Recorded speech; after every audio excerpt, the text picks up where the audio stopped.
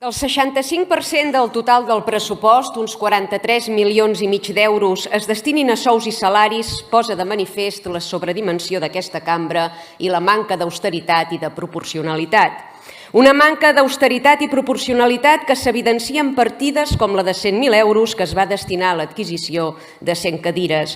1.000 euros per cadira. Arribats a aquest punt, potser ens unirem a la CUP i demanarem de fer les reunions asseguts a terra en assemblea. Els hi sortirà més a compte als contribuents catalans. Vostès veuen correcte imputar despesa pública als seus viatges a Waterloo?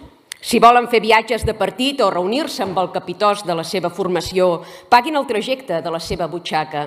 O és que encara no cobren prou de sou i dietes?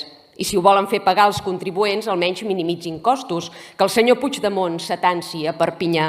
Fins quan haurem de pagar les seqüeles del procés? La independència la van aguantar només 8 segons, però la comèdia se'ns està fent eterna.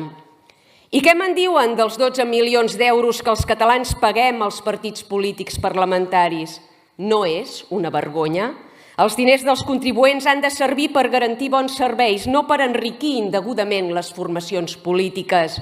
L'ambició desmesurada ha convertit les seves sigles en multinacionals i si avui retiréssim les aportacions públiques, s'esfondrarien.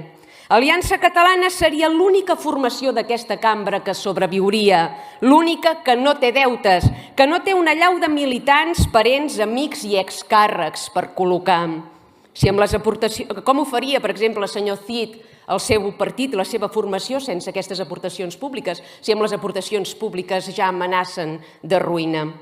És vergonyós que s'utilitzin els recursos dels catalans per fomentar els partits amb representació parlamentària i cronificar la seva presència en aquesta institució, privant d'un tracte just i igualitari aquelles formacions novelles que malden també per aplicar i explicar els seus programes electorals dins aquest Parlament. Vostès ho tenen molt ben estudiat i lligat, tot això. D'un cantó es nodreixen de fons públics que els permeten fer campanyes colossals i de l'altre s'asseguren l'exclusivitat als debats televisius. Si això és democràcia i igualtat de condicions, que Déu ens agafi confessat.